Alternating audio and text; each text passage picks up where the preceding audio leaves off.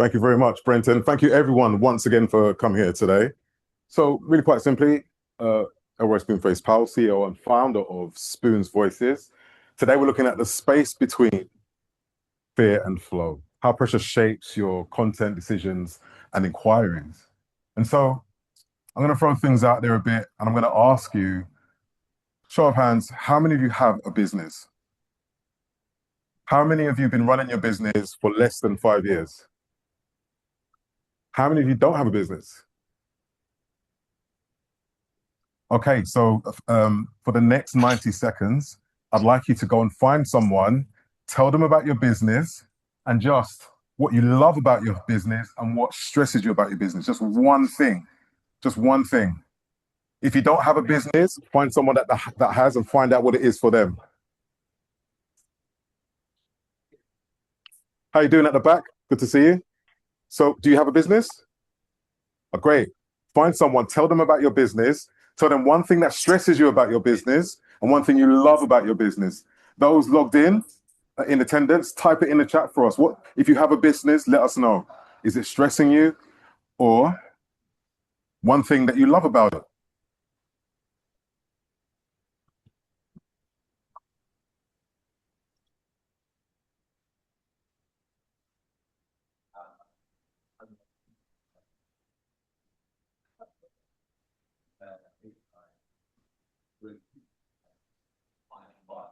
Remember, just one thing.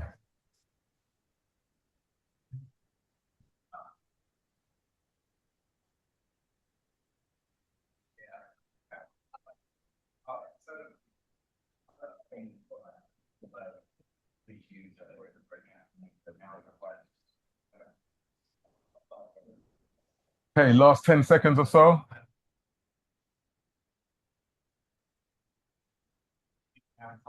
Okay, thank you, everyone. All right, so from where you are, please just tell me what is coming up for you in terms of what people love about their business. Anyone? Can I just ask you here? What's one thing that you love about your business? What's one thing you love about your business? Oh, I love doing the work. Love doing the work. What else do you love about your business? Love being busy. Who else? What else is coming up? Love writing, right? Love technology, that journey with technology at the back. But what do you love about your business? What do you like about the challenge? Why do you like that?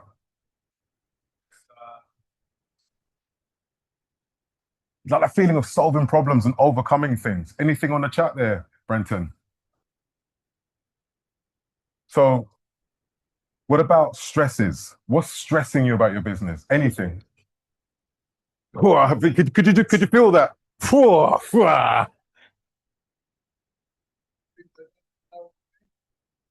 Don't know who you are. The business is so big. That personal connection is hard to maintain. Anyone else?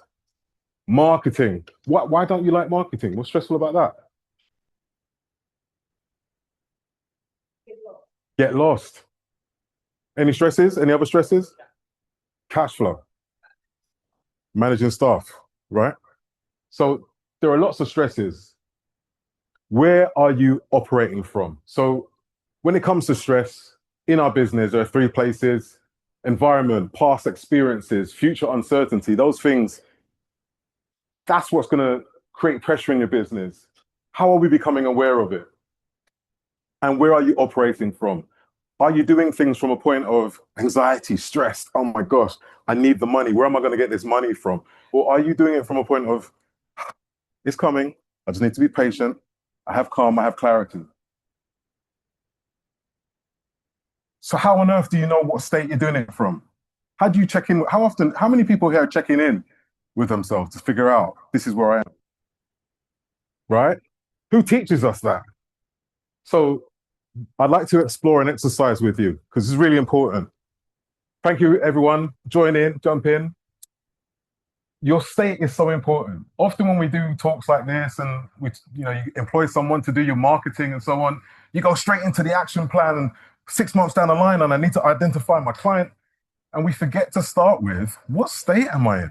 Am I even capable of connecting with what I need to do? Can I connect with the problems of my client when I'm still dealing with my own, right?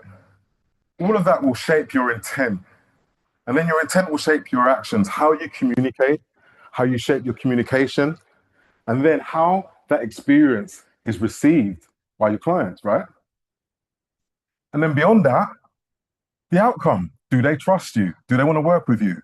What decisions are they going to make? All because of your state. So we're going to try a simple exercise. Some of you that may do meditation, this may be familiar. Those of you that have just joined in, follow along. Please just close your eyes. And all you're going to do is first take a big, deep breath in through the nose, hold at the top, and exhale nice and slow. Then find a cycle of breathing that works for you. This is just about you becoming aware and getting rid of the noise for a moment.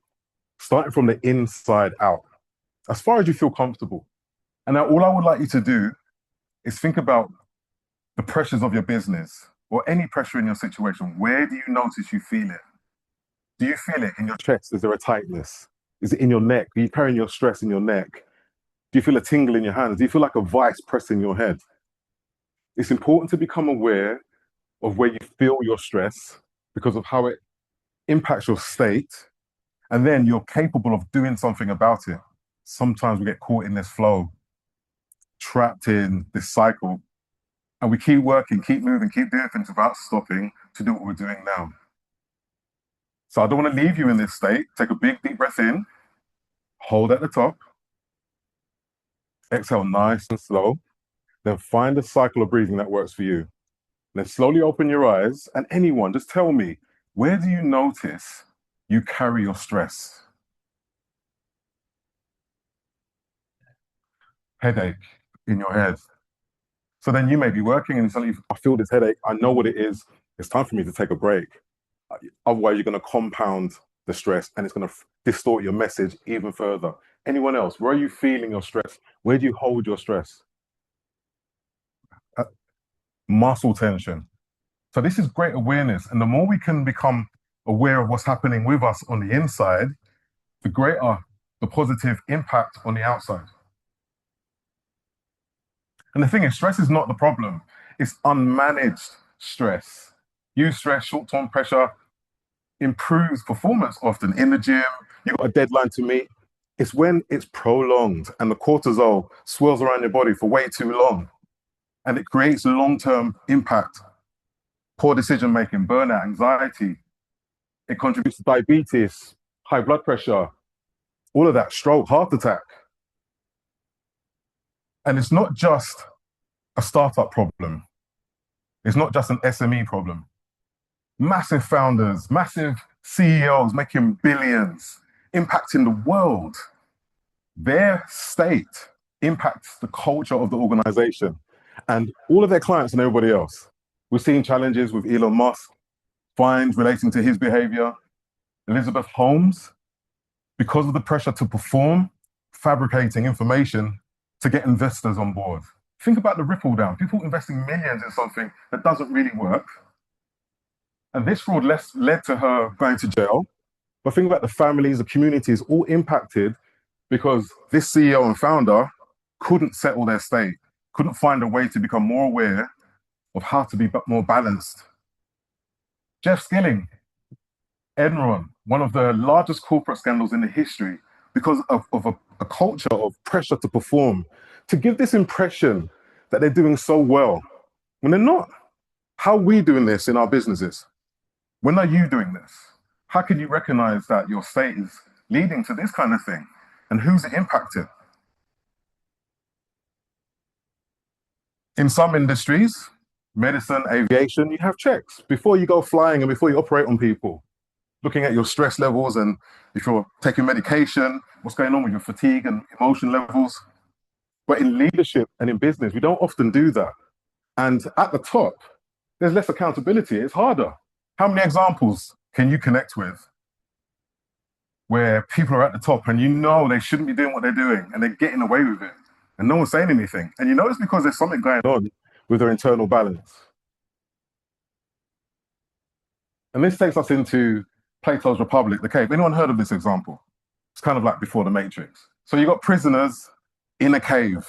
They've never seen anything else but the shadows being cast onto the wall of the cave. They don't realize there's a fire behind them and people throwing up symbols, casting their shadow. They're being controlled, but they don't realize it. One day, the prisoner gets out, realizes there's a whole world outside of the cave. He tries to go back to tell them, and they're like, "Who's this nut job? I don't know. It's all about what's on the wall." And this is what happens to us. We have our beliefs, we have our identity firmly connected to fear and other things that don't really exist in the way that we think they do. And all of that is shaping our state and how we connect with the world. And if your state is distorted, everything you produce is distorted. So, state, intent, action, how that does something in terms of the experience, how people experience us, and then the outcome. Do they trust us? Do they want to work with us? So, I'd like to explore another exercise. And what I'd like you to do is just team up with 3 people. If there's not enough, then make it 4 or less. I'm going to give you 10 seconds just to find a group of 3 people. And once you've done that, I'll explain the exercise. Can we get 2 people down here, please? And then you have fun doing what you getting together.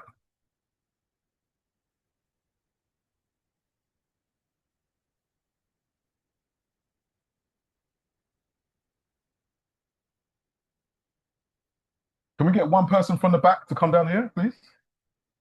Can we get one person from the back? One person from the back to come down here, please. Okay, thank you for joining us. Thank you. No worries, grab a seat. Can I please ask you to join these 2 here? Um, and can you 3 at the back, can you work with this lady, please, that just come in? Okay, so I'm going to explain this. And thanks for your patience around this. So this is something that not a lot of people do.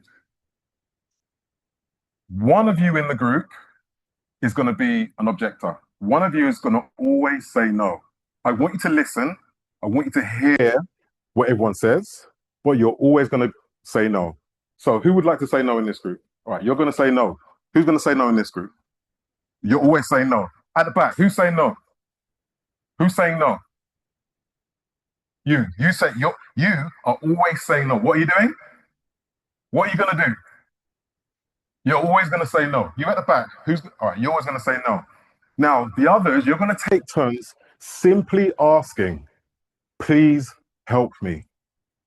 All you're gonna do is please help me. And I know it seems a bit like what on earth is going on, but I'm gonna tell you this isn't a magic trick or anything. I want you to become aware of how it feels when someone says no. And be honest about that and what comes up for you, and then we'll go on from there.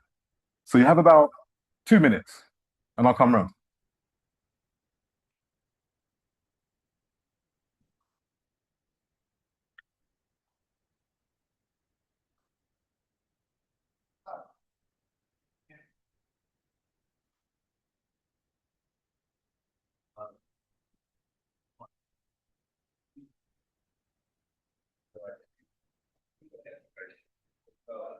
Software, which I don't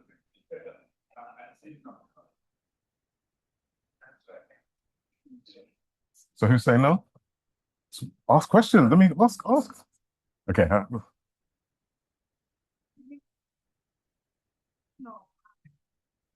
Think of a time in your life where you really needed help.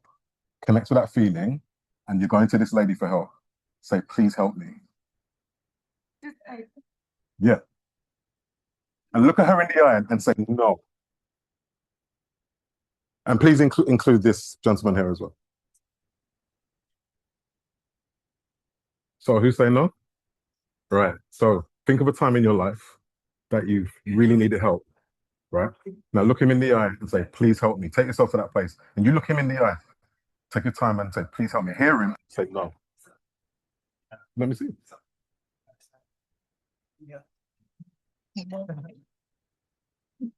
How's it going? Yeah. Okay. Okay, thank you, everyone. Thank you. So I just want some honest feedback about this. Some honest feedback, starting with this group. What came up for you? even though I agree with what they're asking for. Shall I use this? Even though I am agreeing with what they are wanting, and I say no, I feel bad about having to say no. So it might be reversed, but they might feel bad as well. But I feel also bad. So before I ask anyone else in this group, what was said was, I'm saying no, but I feel bad about saying no. And how did it feel when he said no? It felt like, okay, what I need to do now is just get around this guy. Right. I go forward, but I need to get around this guy. Right. And in your body, where did you notice it? In my guts and in the muscles on the back of my neck. Right. So thank you for sharing. So feeling it in the gut and the neck, this awareness is so important. Being told no, feeling guilty about it. And a lot of that may come from framing, as we said, environment and other things in the past experiences that we need to be aware of. Imagine now creating an email or going to a business meeting after this feeling of rejection. And then you've got to put on your best face, right? And connect. How are you going to do that? So there needs to be something to happen. For you, what was your takeaway from that? I would try to find another alternative. I would say, oh, sorry. Thank you. I would try to find an alternative. So too many no doesn't mean an end to me. Right. I would say, oh, there could be possibility to find another yes for me. And where did you feel that in your body? So when I felt like too many no coming from the same person. So, but inside yourself, where did you notice it in your body? So when I said too many no's, like he said no for a couple of things, I said, that's fine. That's not a dead end for me. I would say I would find an alternative for myself. So I want to expand upon what's just happened here. And there's no right or wrong with this. I've just asked, where did you feel it? And he said, I'm just going to find a way around it. So that shows that a lot of us do this. We don't connect with where we feel, where all of this rejection, this doubt and anxiety is going. Because we've gotten so used to being in survival mode, we find ways around it. But guess what? It's still compounding. It's just because we don't know it's there, it's still building up, right?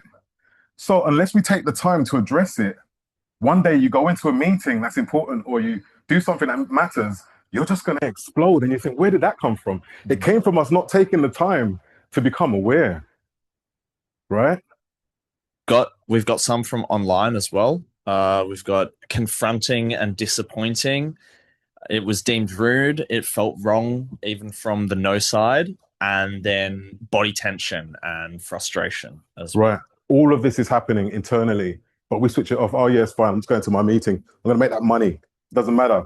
It's there. It matters. So this is me. I'm that kid with the afro. I had slightly more hair at some point. And I was born in the 80s. And I grew up around a lot of domestic violence. My parents constantly at it. And when you're that age and it's happening, other people I've spoken to, a common thing is you feel unseen, unheard, and unsafe. And you start to question, how is it that people that love me are also putting me in this danger? Does my own safety matter? All of these questions come up. And several things can happen. You start to question, should I have a voice? Should I even push my voice out there as much as I want to? You start to distrust. You build all these mechanisms for getting around, feeling like people that care about you don't see you, don't hear you, don't feel you. And we all have something that is shaping the way we see our world. It's shaping the shadows on the cave wall and having an impact on our business, our messaging, and so on. That didn't stop me.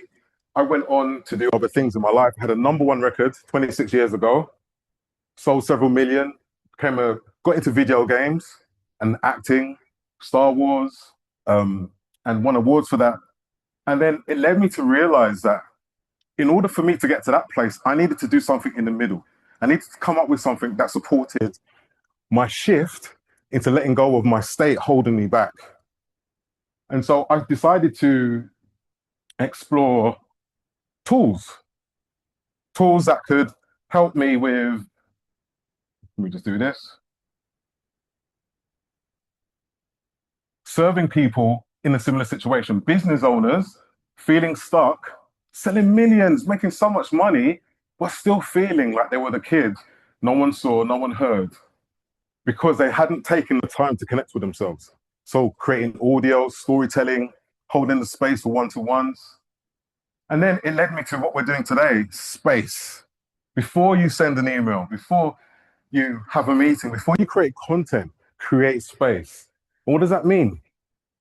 Take a moment to regulate yourself. Some of you do it already, running, working out, and so on, but to consciously become aware of what's inside your body that could be holding you back and impacting your state. Identifying the problems. When you're able to do that, you can identify problems your clients are going through, your stakeholders. When you're going through trouble, you just think about yourself. I don't care how good you are, you think about what you're going through. Alignment, how your experiences make a difference for the people that you're trying to serve, how you can say it in a very simple way, and how you can deliver with consistency. Create space. And so I'd like to do a very simple exercise. Last one, maybe not, I don't know. What I'd like you to do, please just close your eyes for a moment. As long as you can hear my voice, that's the main thing. Take a big, deep breath in through your nose. Hold at the top. Exhale nice and slow. Then find a cycle of breathing that works for you. You're in control. And now I'd like you to think about, visualize, as if you're there, a time in your life where the most amazing thing happened for you, where you felt the most strong, capable, lifted, empowered, supported, loved, that warm glow. Think of that time. Connect yourself to it truly. And whenever I say, I love this feeling, whenever you say it out loud or internally, I love this feeling, feel that whole growth of that feeling inside you, the glow lifting you, making you feel stronger and more connected to that time. It's your life. It already happened for you. It's nothing new. Your body will start to let you feel those emotions, the endorphins all over again. Take a big deep breath in, hold at the top, exhale nice and slow. Then find a cycle of breathing that works for you and slowly open your eyes. And someone just tell me, what do you notice? What do you feel?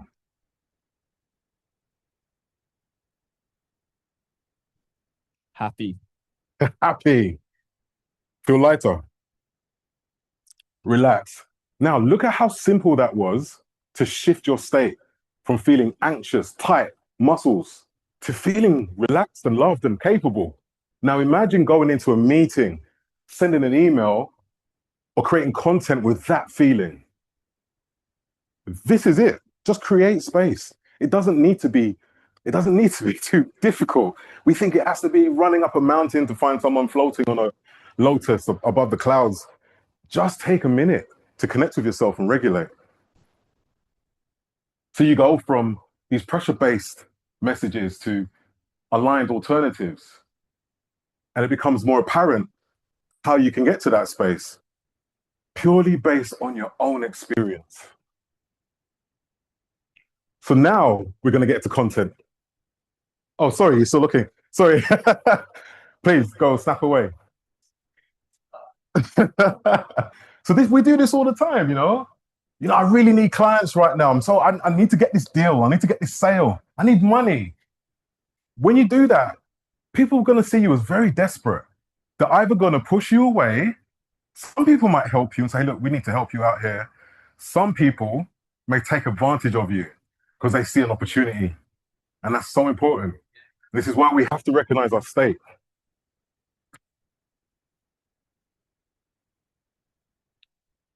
So here we are. Now we're at the bit where we're creating content. And it's been so important for me to explore all of the stuff before that, because it's too easy to just jump to this and then think, oh, I don't know what to do. I'm stuck. Now you know why you're stuck. You're stuck because of your state. Exploring where you are with who you are and how that impacts your ability to explore the problems your clients are having. So in your groups, please come up with one problem that your client faces, one truth, and then one invitation. And for example, in this case, someone may come to my company and say, I'm having trouble with my content. I say, you're posting but not getting inquiries. Your state is distorting your message. create space, and the invitation, the call to action, is simply DM me space if you want me to show you how. And so if you're stuck figuring out how to market or how to share, how to connect, take it back to this simple PTI, this problem, truth, invitation process. Start there. Because what then happens is when you start to figure out lots of different ways that you're doing this, you explore what resonates the most organically, and then everything builds from there. You double down on what's working organically, and then use ads to amplify what's working, rather than burn your ad money on stuff that isn't working and aligned. But it all starts where? Space starts with your state. How are you feeling? Where's your head at? So please just take 2 minutes in your groups. If there's more than one business owner in your group, come up with one PTI, one problem, one truth, one invitation for each business. I'll come around and offer some support. And then I want to hear from everyone where you're at with that.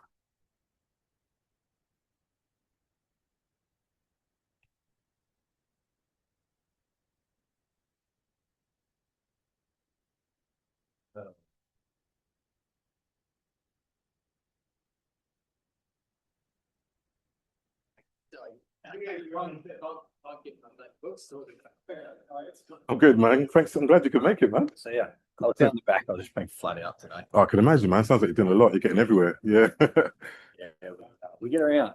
Yeah. We get around, so. Yeah. Oh, sorry. I might. Sorry. Yeah. Books are a mess. Okay, that's yeah. So one person should cover all three, or Yeah, With we're one using problem. his business, as an example. So he's got a starting a bookkeeping business, right? Yeah. Well, that's a problem. Yeah. Me and my. Oh. I think that's what it's meant. Yeah. No, I think that's your customer's problem. Yeah. So we want one problem. My customer's problem. Yeah. Yeah, my books are a mess. His problem is your problem. Yeah.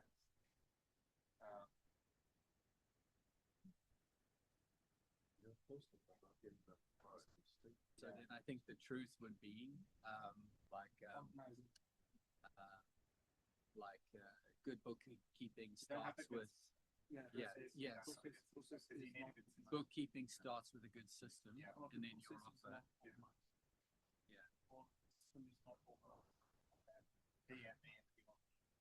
Have a look at where you're at. Now I can I'll organize everything for you. Yeah. Maybe you could say, get in touch if you want to implement, or if you want to transform your bookkeeping systems. Yeah. What did you say? That I'm just the invitation. Get in touch if you want to. In touch if you want me to show you how to Get in touch.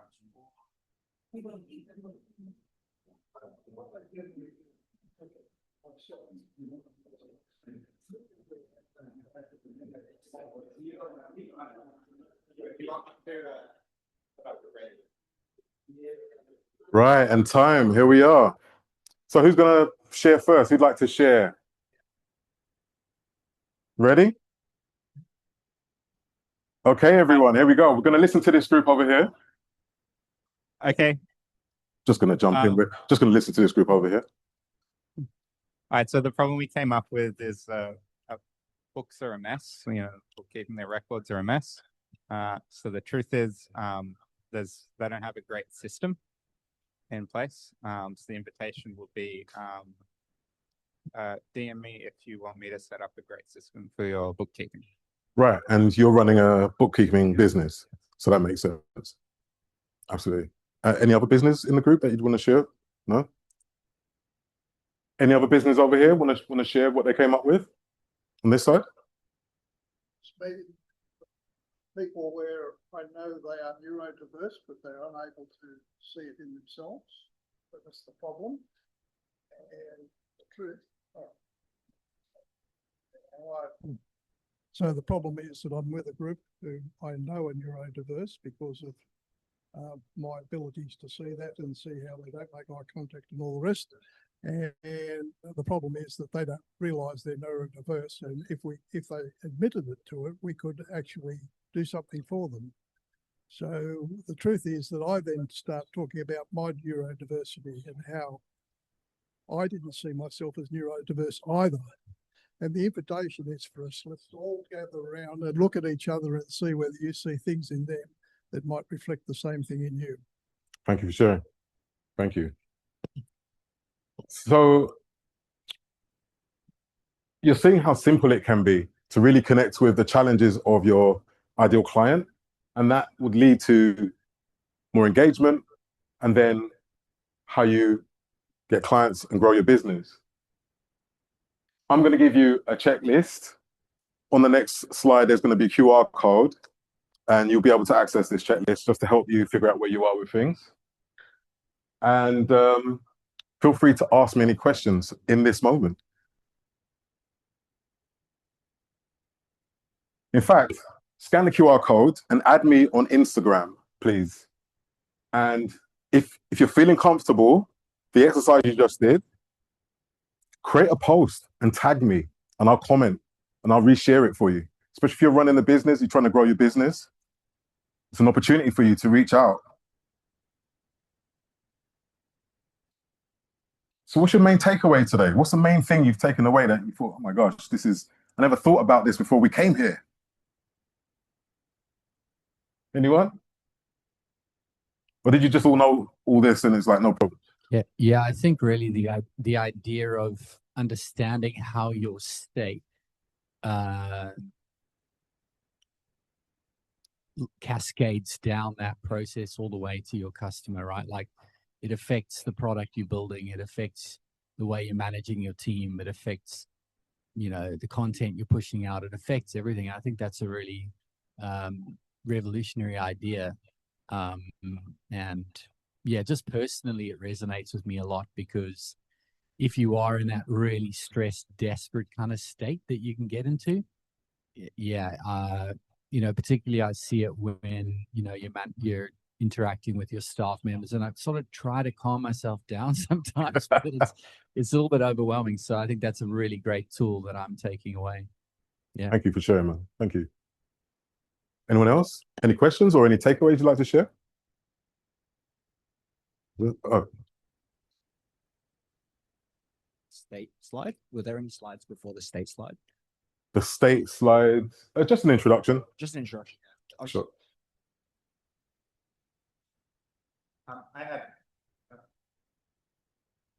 I had one. So what we were talking before, for me, it's uncertainty. So like I'm new to like selling my business. Now, guys, it's not like the actual selling part; it's the uncertainty part. I had that thought while I was here. Yeah. Yeah. So you're struggling with dealing with uncertainty. Yeah. I hear you. Yeah. I don't mind the actual like task itself. It's the not knowing what's going to happen. Yeah. So in your life, without going too deep, as far as you feel comfortable, where has uncertainty been a challenge for you? I guess it always has. I'm always trying to think as many moves ahead and trying to figure out everything that's going to happen. I'm just naturally like that. So when you think about the early times it's happened, did you survive that? Did you make it? Yeah, I've always got through. Yeah. Right. Yeah. So you can make it. It's just one step at a time, being honest about what you feel, but throwing yourself out there and saying, all right, I'm just going to take a step closer. Okay, I've done this, but I did it before.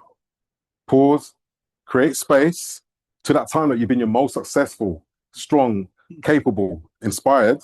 Oh, I did that. I could do it again. I could step into the unknown again. We're all stepping into the unknown. We don't know what's going to happen tomorrow. We don't know what's going to happen 5 minutes from now. So everyone feels that. It's like, how can you encourage yourself to create space enough to go, all right, I'm going to just take that step, just one step. Any other questions? I really liked the kind of thought exercise of like pause and picture your like a moment that was really meaningful for you. I feel like implementing that before making any kind of major yet rapid decisions that you've got to make within your life can be really helpful. Just like taking the time to just like reorient yourself back to a baseline to help control the impacts of like your emotions within that particular context could be really beneficial. Thanks for sharing. Yeah, absolutely. And you've seen it doesn't need to be too complicated. It can be a very simple. Let me just take a moment to breathe. And often we're in an environment that's triggering the life out of us. If you can find a way to remove yourself from that environment, then it becomes easier also to shift your state. We've also got one from online from Reese. He says, agreed with the cascade. This presentation helped recognize that the desperation is the symptom and that taking the time to recognize that you need state needs a reset.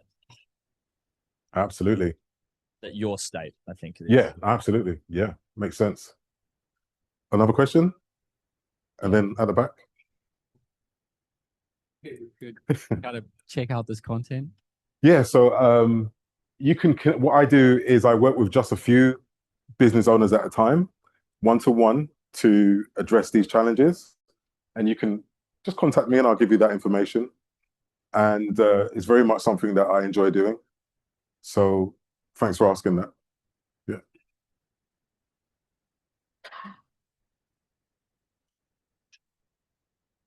Thank you. One thing that I really liked is when you said about your past and struggles in childhood do not have to shrink you or define you in that way. You can choose to overcome it and use it as like fuel, not as a hindrance in life. And I think that's really important for a lot of people to realize that.